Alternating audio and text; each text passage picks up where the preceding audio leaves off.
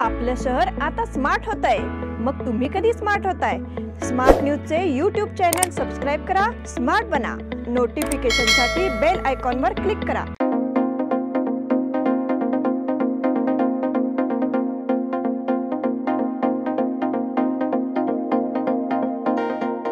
नमस्कार, मैं Omkar Angadi. Smart plus के आज के समाचार में आपका स्वागत। नजर सबसे पहले सुर्खियों पर। एग्जिट पोल प्रतिकूल फिर भी भाजपा के लिए अनुकूल। कांग्रेस निजत गठबंधन की संभावना को खारिज किया। 9 साल की सरकार पूर्ति पर बीजेपी का नया जनसंपर्क अभियान। पाकिस्तान में हिंसा भड़क उठी। महाराष्ट्र सत्ता संघर्ष मामले में अब 7 जजों की बेंच बनेगी। वोटिंग हो चुकी है, अब नतीजे पर ध्यान। एनसीपी नेता जयंत पाटिल को ईडी का समन।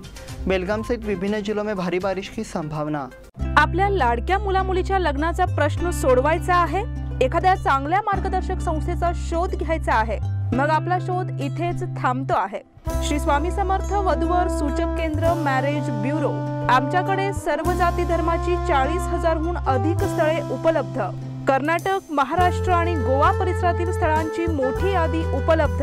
आमचा पत्ता आहे श्री स्वामी समर्थ मॅरेज ब्युरो, शुक्रवार पेठ, टिळकवाडी, हॉटेल नियाजच्या शेजारी। संपर्क 9741436770 किंवा 9741625533।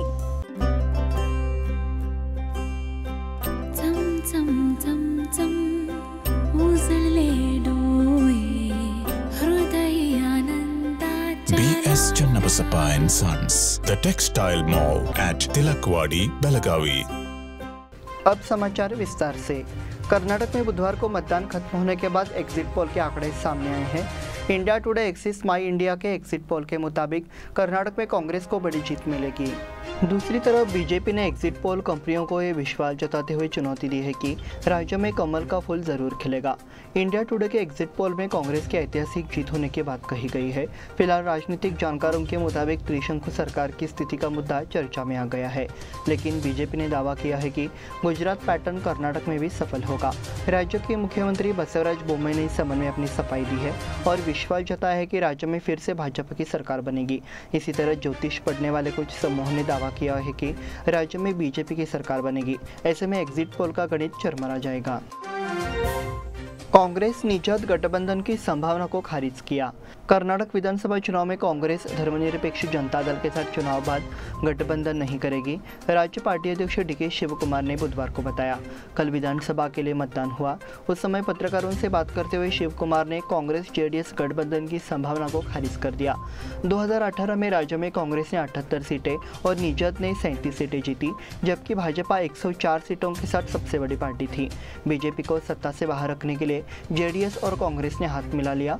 इन दोनों दलों की गठबंधन सरकार कर्नाटक में सत्ता में आई, लेकिन बाद में बागी विधायकों की बीजेपी से मिली भगत के चलते कांग्रेस जेडीएस की सरकार गिर गई।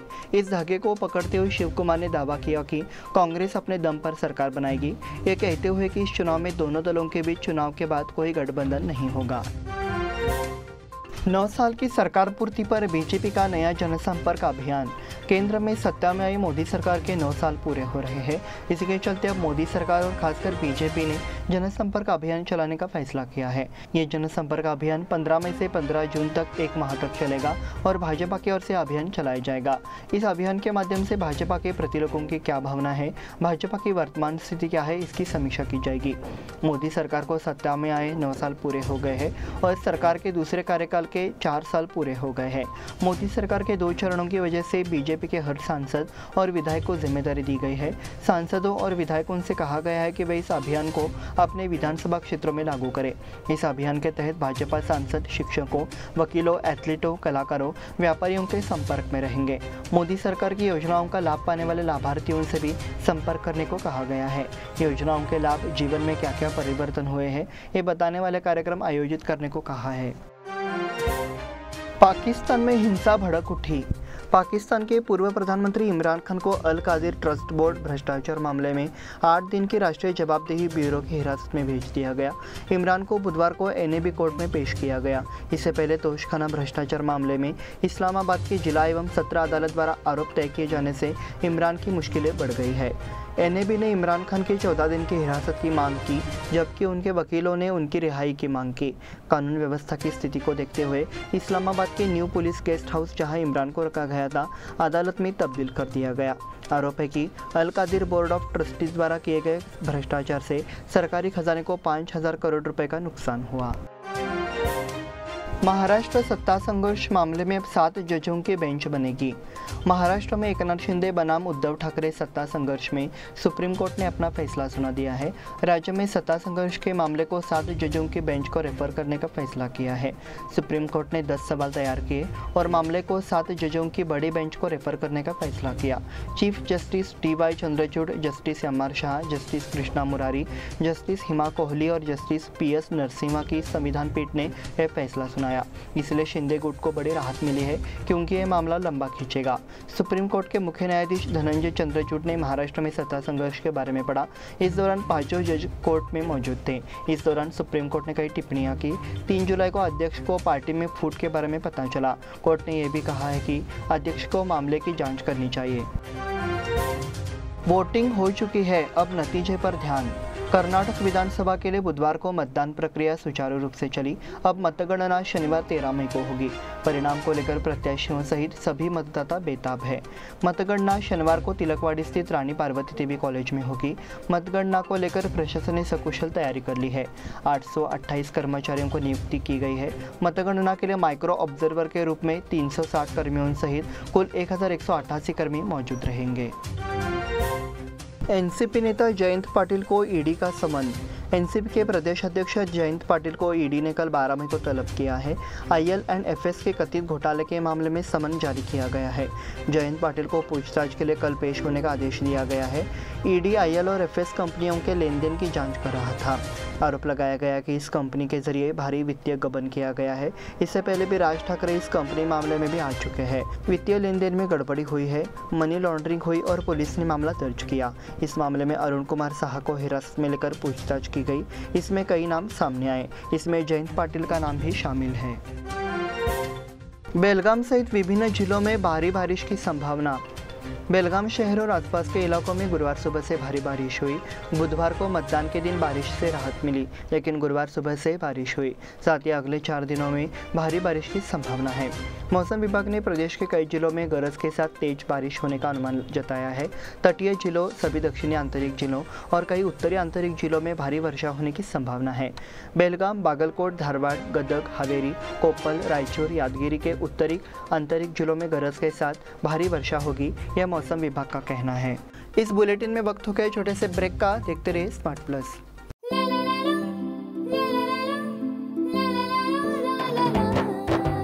जले दीप अंगना में होगी रोशन दुनिया, पलकों तले छा जाए चांद तारों का साया। रंगोली में खिले रंग खुशियों की भी तरानी, तन मन झिलमिल जाए हर पल होंगी सुहानी। ये अटूट बंधन खिले हर आशियाना, रंग वस्त्रों का खजाना मन भाए आराधना। रंग वस्त्रों का खजाना मन भाए आराधना। आराधना मारुति गली बेलगाम। मन भाए आराधना।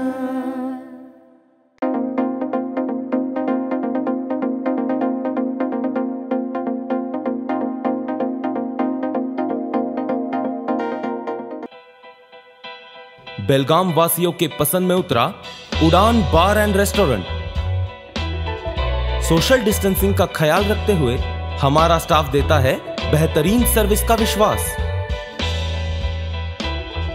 यहां है पार्टी और फंक्शन के लिए 3 आलीशान हॉल, कारपोरेट डिनर मीटिंग के लिए 3 अलग कक्ष, IPL मैच देखने के लिए 3 बड़े स्क्रीन की विशेष सुविधा।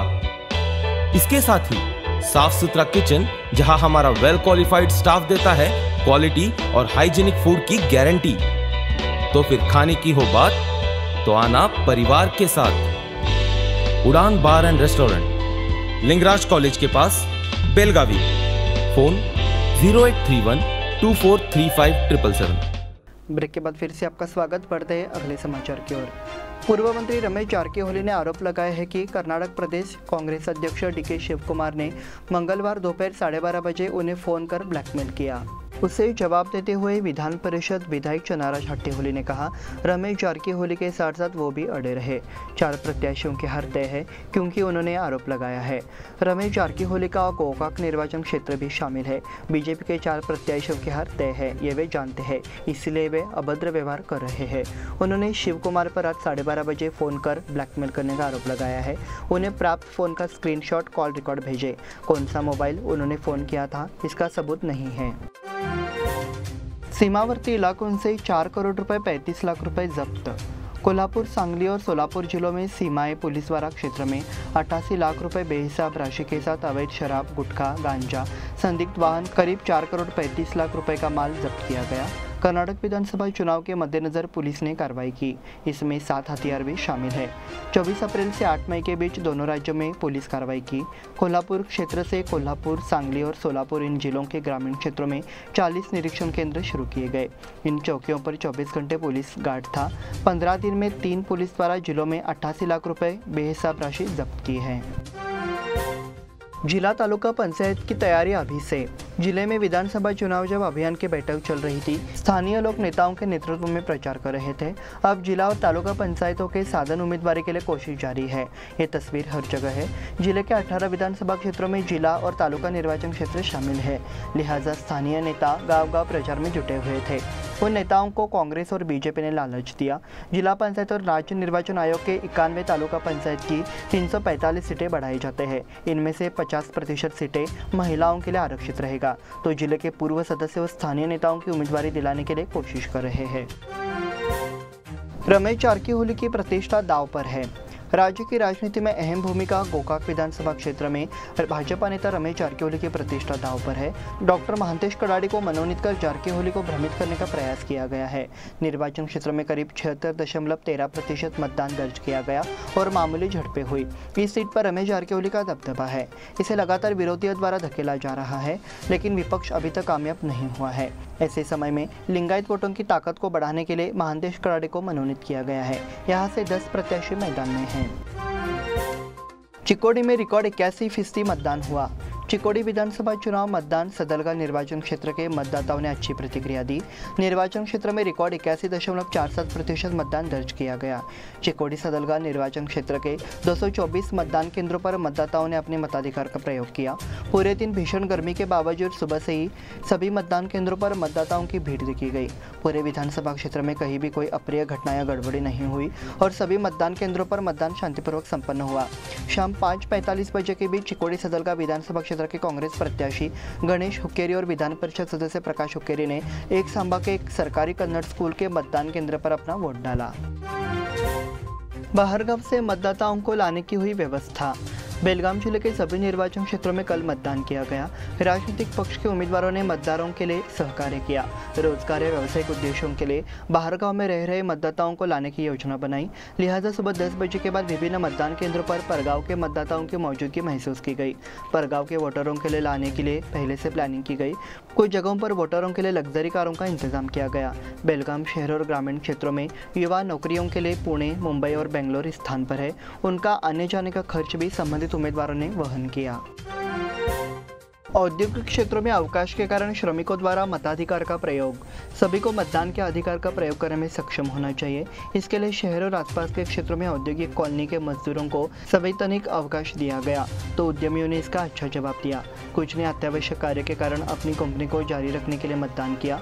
बेलगाम शहर और उसके आसपास उद्यमबाग, मच्छे, नावगे, वाघवड़े, ऑटोनगर के औद्योगिक क्षेत्रों में बेलगाम शहर और आसपास के कर्मचारी वर्ग ने अपना अधिकार जताया।